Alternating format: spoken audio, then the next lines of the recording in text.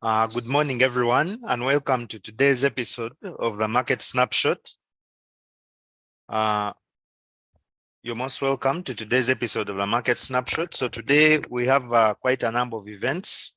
We're just going to see what came out on the economic calendar from the Asia session. So as you can see, we got some data coming out from Japan. We had exports and imports data, which again is still on a deceleration. And this is a general trend that we have seen with most of the Asia economies like Japan, China, and Australia. They're having decelerating exports and imports data. But of course, majorly for Japanese yen traders, the major focus for this week is going to be Friday's Bank of Japan rate decision, as well as conference. And we shall be getting guidance from the Bank of Japan on whether they might consider coming to the end of their rate hike, of their negative interest rates, as well as yield curve control program. China, of course, has also been on the radar by traders, and we have been hoping to see how the Chinese economy evolves, because it has an impact on many of the currency pairs, like the Australian dollar as well as the New Zealand dollar. And the People's Republic Bank of China has also been currently doing rate cuts. This is because they want to boost their struggling stock market, which hasn't been performing that well. And of course, the major news as of this morning, is the Great Britain CPI data, which came out 9 a.m. East Africa time. As you can see there, we had a decline on core CPI month over month, and we are seeing a general trend of sticky inflation, where we are having inflation not declining in line with what policymakers are hoping for. And if you go and check the impact on that on the charts, you're seeing that the pound actually had a bit of a sell because of that slightly declining CPI. But we should see how that evolves over time. The major focus here, of course, is this the CPI headline number year over year, which has failed to decline. It just decelerated slightly to about 6.7% from 6.8%. But if you come and see the core CPI reading here, you can see that the decline was actually quite steep, which shows that inflation is decelerating a little bit. However, it's still sticky. It's still not moving as they had hoped it would move. So later, our focus is going to be the Fed rate decision. The Fed started its meetings yesterday. They have 2-day meetings. Stanley, you're saying you can't hear me?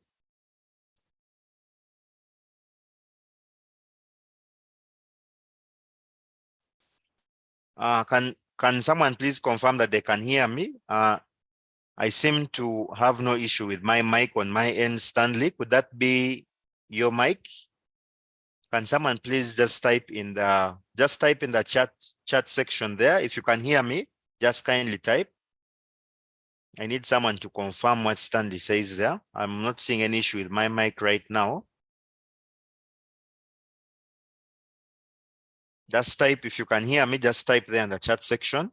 If not, okay. So Stanley, just kindly check your side. Yes, yeah, thanks, Rufus. Rufus says that he can, okay. Yeah, that's fine. Thank you, Rufus. Thank you for that. Okay, awesome. Thank you, guys. Thank you for the clarity. Yes, awesome. Yeah, so let's proceed. Yes, so the major focus for the later US session is going to be the Fed rate decision. Same thing also for the projection. So before we go to those, I just quickly want to go over the crude oil inventory data that we are going to see coming out today.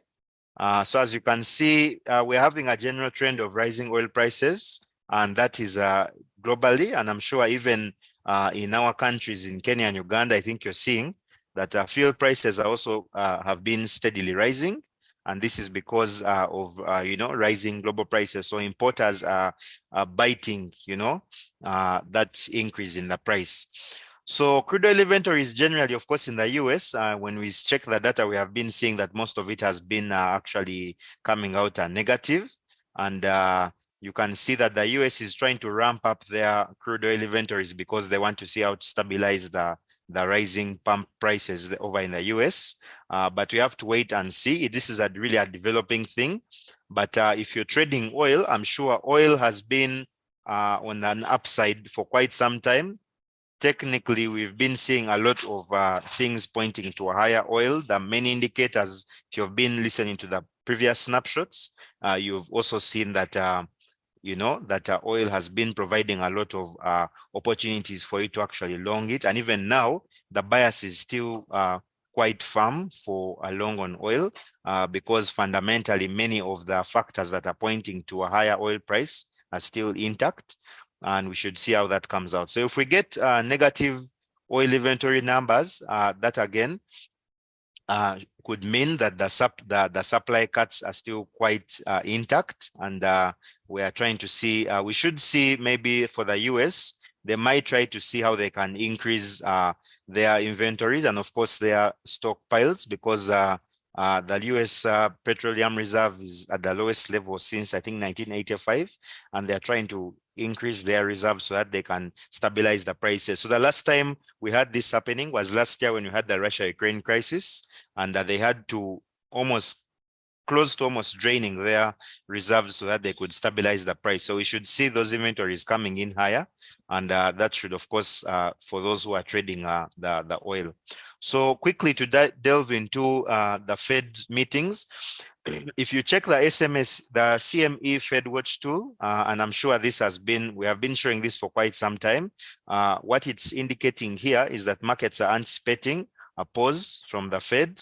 And what this means is that if they pause, then we should see most of the risk-on assets like gold, like the G10 pairs where you have the dollar as the quote currency, you should see them rallying. So pound, euro, NZ, as well as also the Australian dollar, we should see that immediate impact from that rate decision. And then the markets now will switch over to hear from Powell and see what his guidance will be for future decisions. However, the forecasts that we are seeing on the economic calendars are providing to us already an initial direction of what the Fed will take. You can see here that the first interest rate projection for the first year from now, which is September 2024, is pointing for a rate of 4.6%.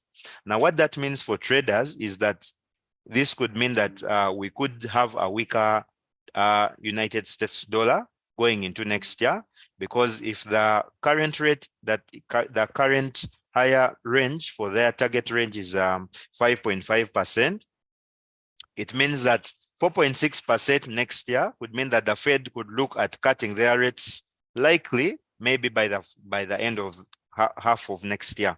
So that could mean that the DXY could start, decelerating. Now, keep in mind that the DXY has also been on an 8-week rally. It's been rallying all the way from July, and this rally is actually starting to dwindle, and it looks like it's pausing from that rally. And now traders are now switching over to see how they can start looking for some short-term sales on the United States dollar. So for now, what markets will be waiting for, they are going to wait and see this first interest rate projection, this one right here. We have to wait and see what it's going to come out as. If it comes in slightly higher, that could mean that the Fed is not going to rush into cutting their rates, but they could keep their rates higher for longer. But if we get it coming in at 4.6% or even higher at 5%, it means that the Fed most probably is going to look for at least 2 rate cuts sometime within the first half of next year. If you come now to the second year, which is 2025, and then also third year being 2026, we are seeing that this forecast is still at 3.1%, which is pointing to a possibility that the Fed between 2024 and 2025 are going to be looking at cutting their rates quite significantly. Now again, this rate decision, which we're having here, this one most probably is going to come in at 5.5%. going by the CME Fed Watch tool, it's saying that the Fed is going to keep their rates on hold, which could potentially mean that the US dollar is going to weaken at 9 p.m. and even towards the end of the US session at around 11:30 p.m. East Africa time. So we should see that as we continue going within the US session. So the other thing that is going to be majorly on the focus today, we are also going to be looking for the economic projections. Keep in mind that the recent CPI which we got for the US, which was the core CPI, declined to the level which it last saw around May 2021. And that the only thing that means that the only thing that is going to be trouble for the Powell and the rest of the FOMC members is going to be the oil prices. So again, the oil prices are beyond them. The oil prices are beyond them. Okay. Let me just see. Just what you're saying you're not audible. Okay. Now, let me just see if I have an issue with my mic. Can you hear me?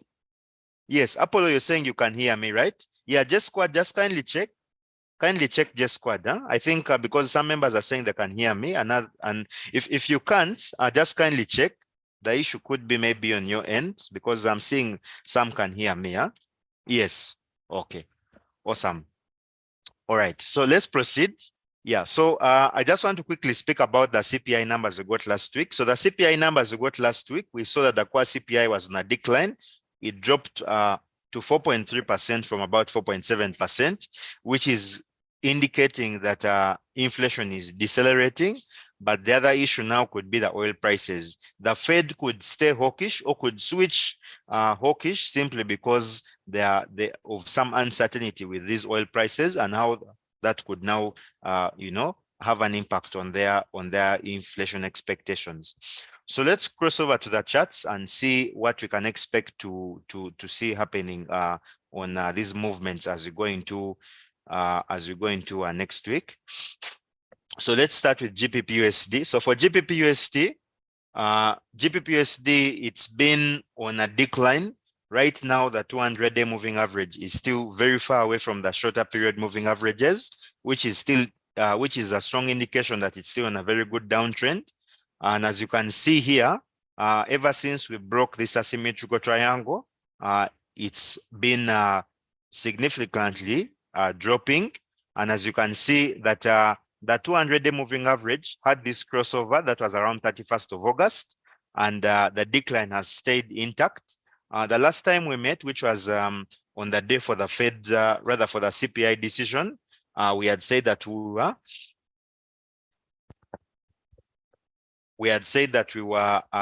GBP/USD bearish bias, and that bias is still largely intact. However, right now, I'm expecting that the immediate impact from the rate decision, that's from the US, we could potentially see a sharp movement to the upside, breaking above this descending triangle here and taking us to retest this area here where we saw a liquidity sweep to the downside around 1.2417. So this area here is not too far from where the market is currently trading. It's just around 74 pips away from that area. So if we achieve this area here, then we could potentially see a higher price for this particular pair. Now, keep in mind that we have the Bank of England decision, which is happening tomorrow. And that decision by the Bank of England is going to have an impact on this particular currency pair.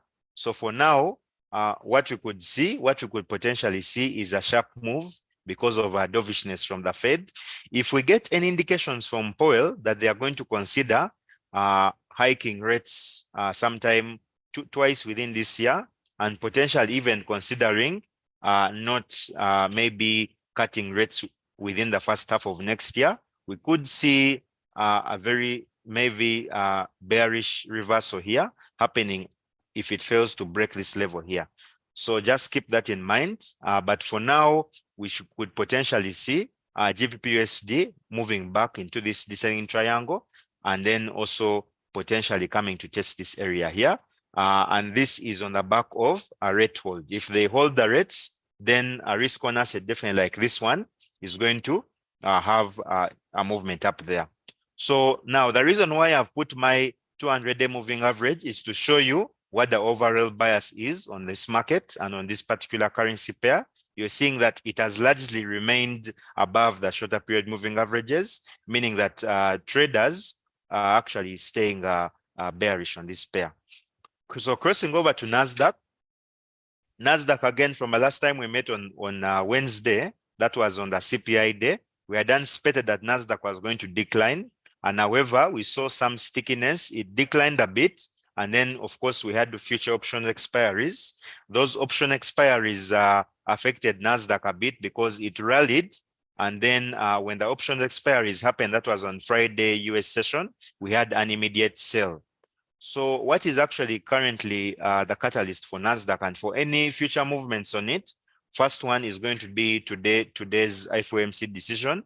If Powell provides any indication that is going to switch to having rates on hold and potentially having a rate cut based on the projections from their meetings, if the rate cuts happen within the first half of next year, we could see a bullish response on the NASDAQ, potentially taking it back to this level here, where we have these exit liquidity points here. And NASDAQ is not too far away from there. As you can see, it's been having quite a number of bullish patterns, which have been reflecting here. Now, if we get a very hawkish stance from Powell, especially during the session that he has with the journalists, remember the conference is divided into two. We have a keynote address from Powell, and then we have the journalist questions.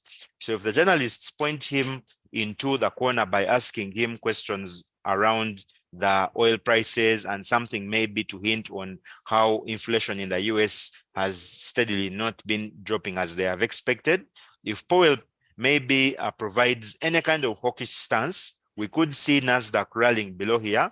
That is the after effect of the conference, and it could break below this descending level here, potentially sending it back to areas where it traded sometime towards the end of August.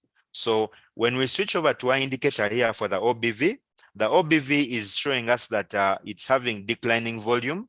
However, every single time it touches this level of hours, it keeps bouncing off it quite strongly, which is an indication that NASDAQ is still having a bit of bullish momentum. So this, every single time we have a sell-off, it's quickly bought.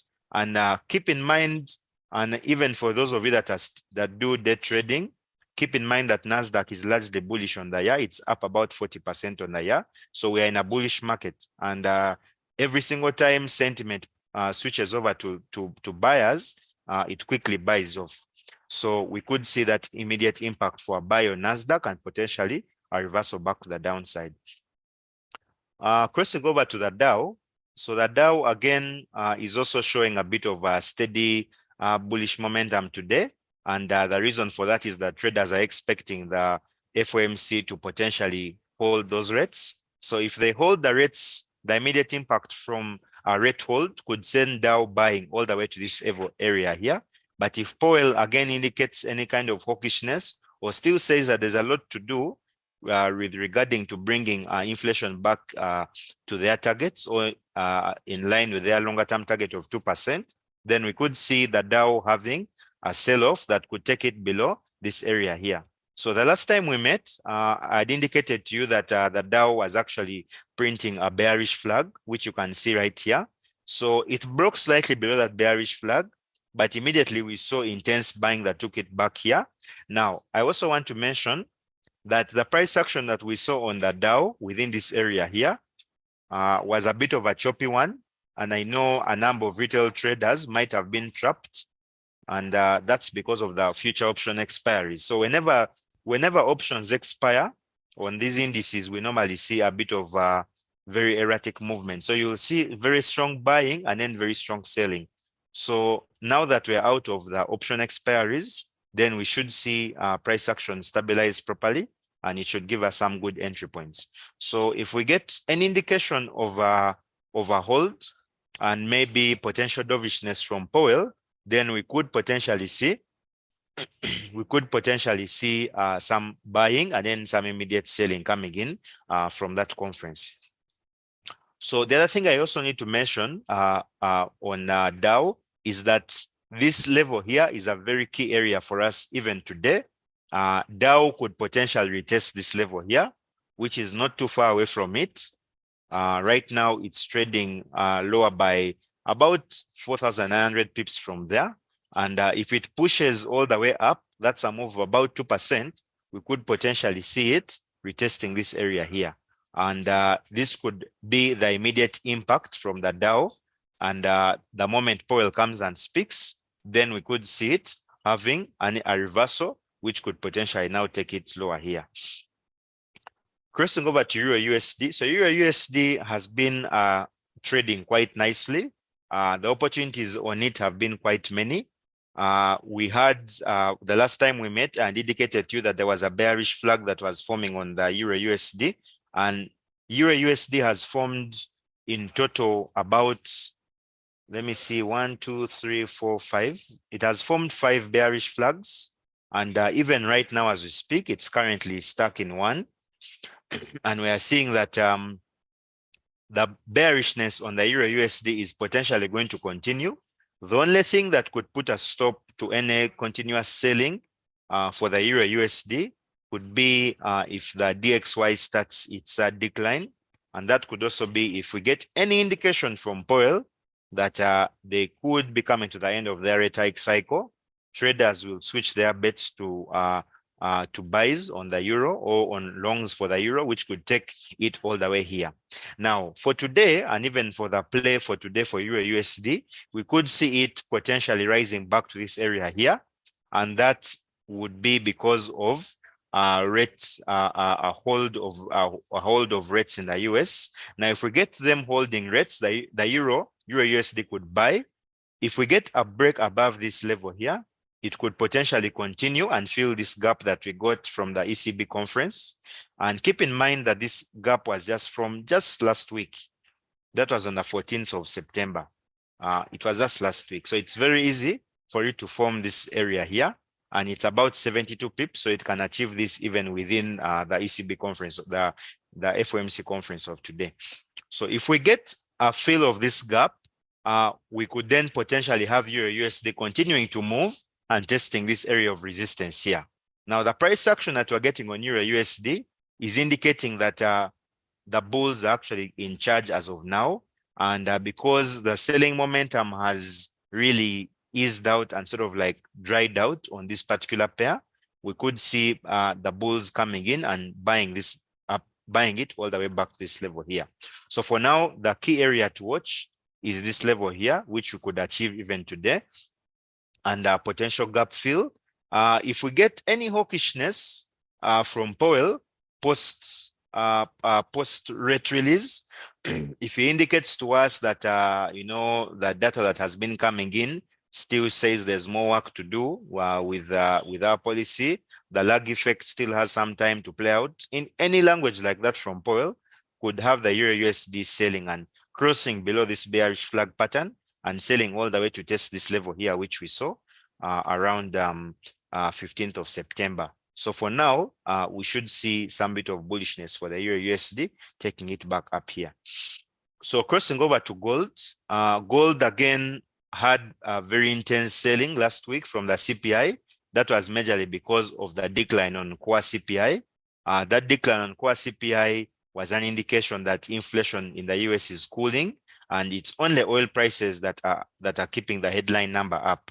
But you can see gold sold below this bearish flag. So these lines here were actually extended. This was actually a bearish flag we had on gold, and it broke below this bearish flag quite nicely. And this setup was actually provided in the last snapshot we had. Would have been a very good opportunity for you to actually short gold. But when it reached this level here, it got into some kind of indecision or consolidation, which allowed it to now switch over to a buy. And you can see that gold has actually been rising steadily. And it seems that gold wants to get back into this area here. And you can see that price action is just keeping it ranging there, but it wants to get back into this area. If we get any rate hold from the Fed, gold could potentially buy, and it could achieve this area here of 1940 upwards to 1950, and even potentially rise all the way above 1952 to test this area of 1956. So the forecast that we have for the rate decision in the US is actually USD bearish, and that is also starting to show with how gold is printing its price action. You can see it is steadily rising here, quite steady. And it's not only gold, even silver is also showing the same kind of momentum. So we should see how that happens. We could potentially see it getting back into this area here, and it could range back to this level here. So where you see this red arrow here, this red arrow was an ascending wedge. And when price action broke below that ascending wedge, we saw it selling all the way there, and it sold, creating a level. It sold by about 430 pips. And from this point right here, gold has been buying, and I'm expecting it to potentially buy. Now, on the flip side, after gold buying from the red decision, we could see it potentially range and maybe start to sell if Powell provides any kind of hawkishness. Now, the other thing that I also need to mention regarding gold is that we need to keep monitoring the oil prices. The only difference between 2022 to 2022 and 2023 is that in 2022, we had a geopolitical event, geopolitical tension event, which was the Russia-Ukraine war or Russia-Ukraine crisis, whatever you may call it. So during that time, we saw traders getting heavy on gold buys simply because they were pricing in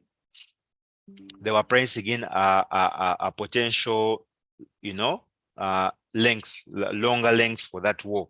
And now that oil prices are rising, traders might increase their long bets for gold simply because they do not know, they might fear that there could be a credit event or maybe great inflation event coming towards the end of the year. So if that happens, then we could see gold continuing to rise even when the DXY is also steadily rising. So it could be that traders are also increasing their positions for gold. So just keep that in mind. But we need to just observe and see what happens there. Okay. So crossing over to GPP JPY, just type in all your questions. Kindly type in all your questions in the chat. Dennis, I'll get to you. Jessica, I'll also get to you. Just type in your questions, then I'll get to them once I'm done. So we are crossing over to GPP JPY. So GPP JPY, and again, all the different JPY pairs, they are right now showing very heavy consolidation, a lot of indecision. There is actually barely no direction for now, but you can see we've had a break of our symmetrical triangle. We also had a nice bearish flag there, and then we also had a very nice break of our symmetrical triangle again here, showing us steady decline.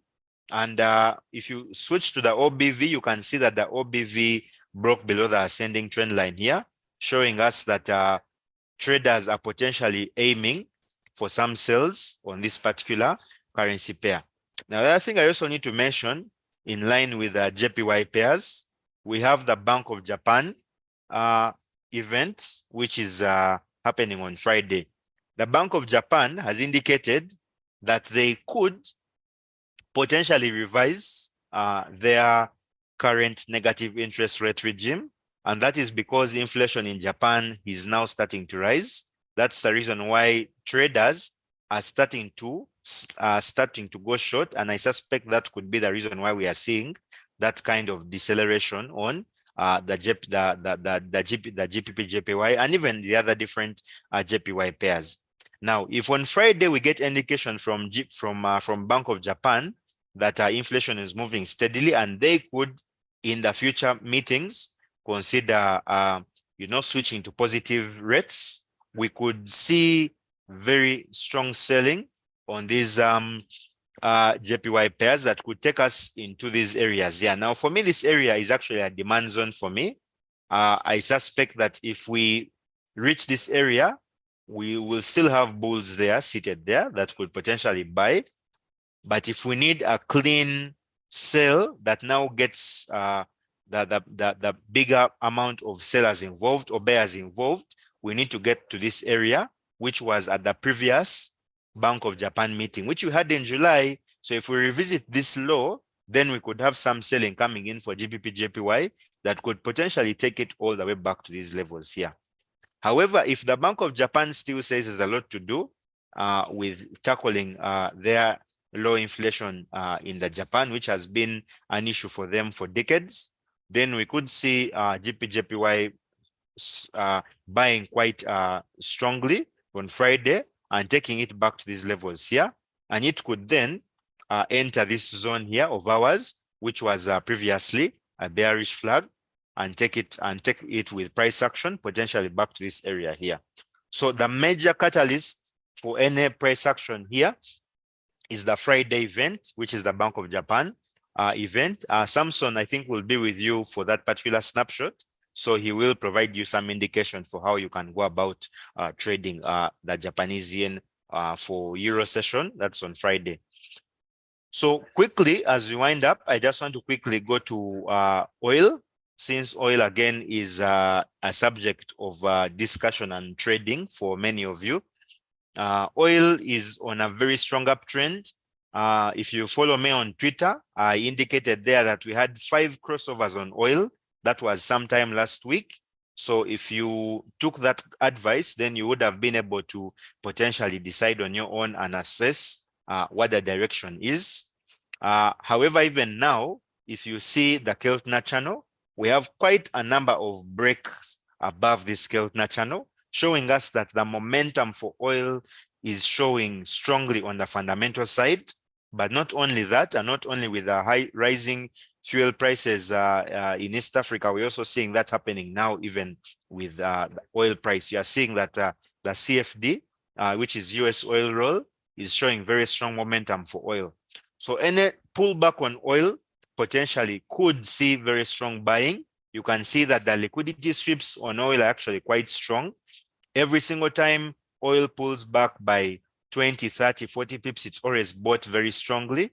And the moves that it has, even after every single pullback, normally cover as much as 300, 200 pips. So you need to keep assessing oil and see how that happens. So the crossovers we're having on oil, we had them sometime early last week, and I think even the week before that. If you are listening into the snapshots even from Rufus, he must have indicated to you that we are seeing rising trend for a rising price on oil. So we should see this trend continue, and we could see oil potentially moving up to these areas here. So if you check on the daily, you see that oil is trying to reach November 2022 highs. And if it continues to move, it could steadily keep breaking those areas and providing some opportunities for a good move to the upside. So let's finalize with silver. So silver, we had a crossover on silver. The 50-day moving average is above the 200-day moving average quite nicely. And as you can see, this is a strong indication for a buy. And going into the Fed rate decision later today, we could see some buying coming in for this precious metal, taking it to this high area here of 23.152, which is around roughly around 32 pips from there. I don't expect silver to have that much of a move. Keep in mind that of gold and silver, the one that usually has that much movement is normally gold. So if you want to catch any kind of a move during the news, or if you're an event trader, then you need to focus on gold, because gold usually has that quite movement. So I also want to bring your attention to this level here of silver, where there was a very strong liquidity sweep to the upside. And ever since silver had this sweep, it's not looked back. It's been buying quite nicely, steadily rising and moving higher, creating higher lows. Now, this supply zone here, again, is where buyers are seated. The sellers are not here. The reason is because the move that we had on silver did not have any pullback, and it's been roughly almost 120 pips. So I'm expecting this to continue. So I just want to now quickly go through your questions. I want to go through your questions. So if you have any questions, please type them there. And we shall go over them. Yes, Basto, yeah, thank you so much. How are you doing? I hope you're doing great. Yes.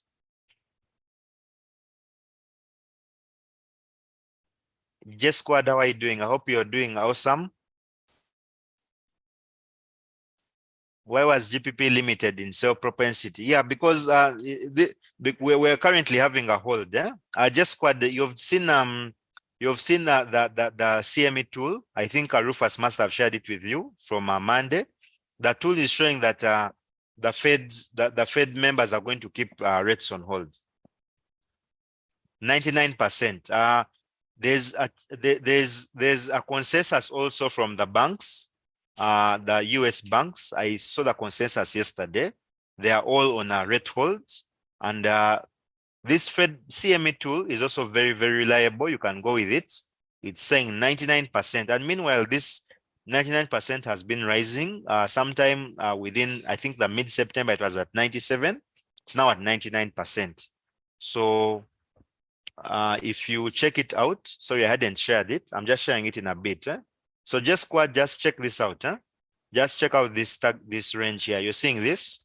It's saying 99% probability for a rate hold. So that means that as you go into the FOMC rate decision, and then also the conference, which is at 9:30 p.m. East Africa time, you will potentially see some dollar weakness. Okay. Yeah, I think Rufus has shared it. Just click on that link, you'll be able to see it there. Yeah, so going back to the questions.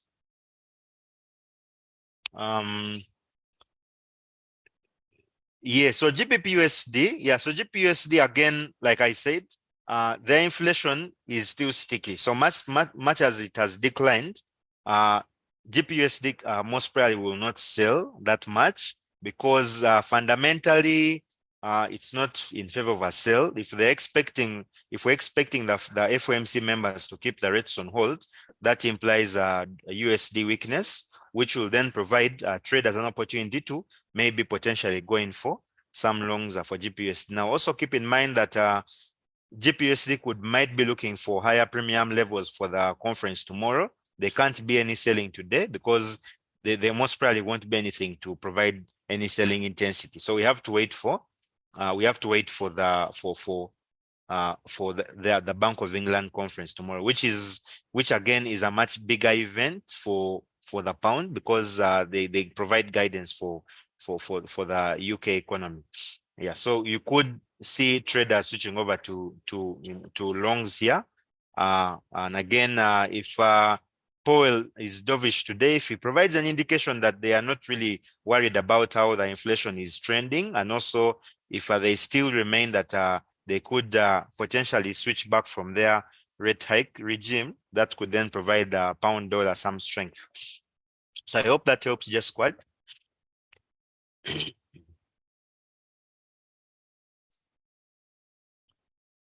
Yeah, so Apollo is saying, hello, Norbert, inflation is steadily rising across board and central banks pausing rate hikes. What will trigger sales in DXY, noting that USA has the strongest economy now? Yeah, so now we can't say for sure that they are pausing rate hikes. That's really just speculation for now.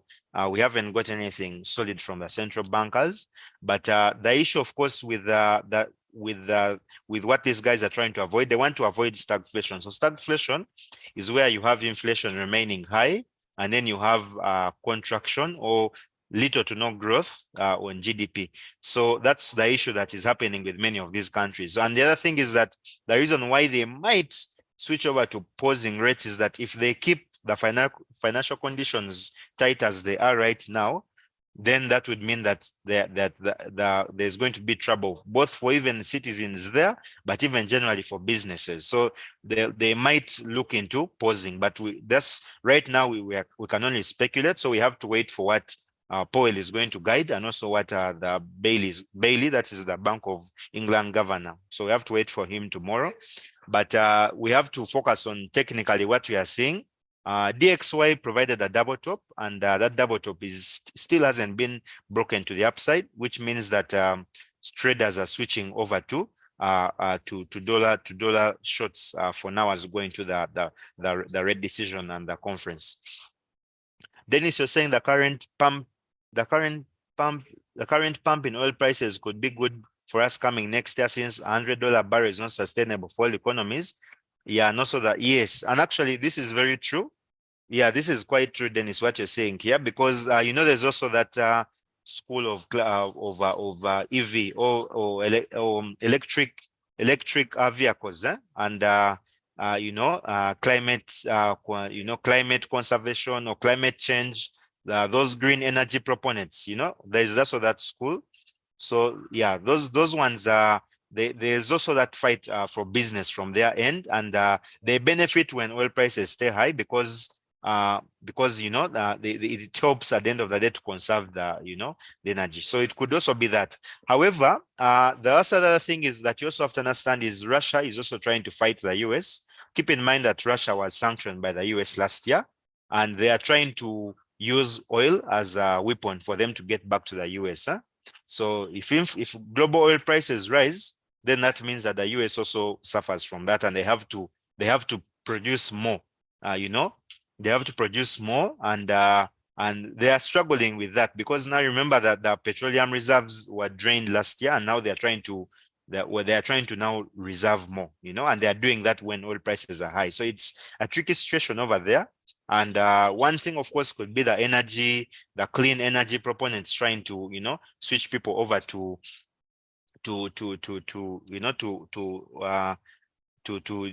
get maybe electric vehicles, and maybe start using solar and all of this, so that they switch over from fossil fuels. But it could also be sanctions. Now, the other thing is, and again, I really don't want to go into this, because it's not really for traders. It's really just for people who look at these news and fundamentals. But the BRICS, those ones are also trying to get back. BRICS are also trying to use oil, you know, because they can use it as a weapon to get back to the US. Yes, so that could also be it. Then Basto, you're saying, kindly also share the bank consensus on FX Street. Yeah, so I saw the bank consensus on Twitter, but most of them are in line. The median target or the medium forecast for them is that 5.5. And that's what's important for you to know what the median target is. The median target is 5.5. So most of the US banks, JP Morgan, all of those are anticipating rates to be on hold there. And what that means, rate on hold is just meaning that they're not going to hike rates today. So if they surprisingly hike rates, then definitely the DXY will definitely wake up, and you could potentially see anything that trades opposite to the dollar, the US dollar could reverse. So I think that's it. There's not much I need to add from here. Maybe just to quickly wind up with Dennis. Dennis, you're saying last week the ECB did rate hike, but it was dovish, leading to decline in euro. What is the possibility that Powell will hold the rate hikes but still USDB bullish? Yeah, so you keep in mind, Dennis, technically, if you check the DXY, you see it's been an 8-week rally. So right now, sorry for that. Right now, it could pause its 8-week rally and maybe consolidate. But keep in mind that the interest rate projections are also very important, because those ones guide us on where their rate hikes are going to go. So if traders almost usually look at the future projections. So if the future projections that they are going to cut rates soon, sometime next year, that could mean that the DXY could start its descent now, or it could start consolidating, but it could pause rising higher and maybe start consolidating or slightly moving lower. So even if Powell were to keep rates on hold and sound hawkish, but then the projections are showing that they could potentially start looking for rate cuts sometime within next year, then it could mean that they could potentially now consider buying other pairs other than the dollar. Now, Apollo, you said something earlier, which again is very important. Please keep in mind, guys, that you need to focus on technical analysis, focus on what you're seeing on the charts. Much as Powell will provide guidance, for trading, you have to focus on what you're seeing on the charts. Huh? Yeah. So for Bitcoin again, Bitcoin is a risk off asset, is a risk on asset. Yeah. So for that one, definitely, of course, if you see any kind of rate hold or any kind of dovishness from Powell, that could mean that we will also see some buying on Bitcoin. Yeah, happening today. Yeah. So I think that's it. I wish you all a great trading session.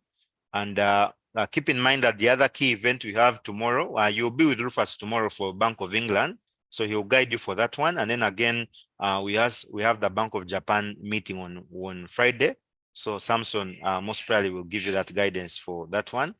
But just trade safe, and I wish you all happy trading. Yeah. Thank you, Mana. Thank you so much. Yeah. Awesome. I'll see you guys next Wednesday.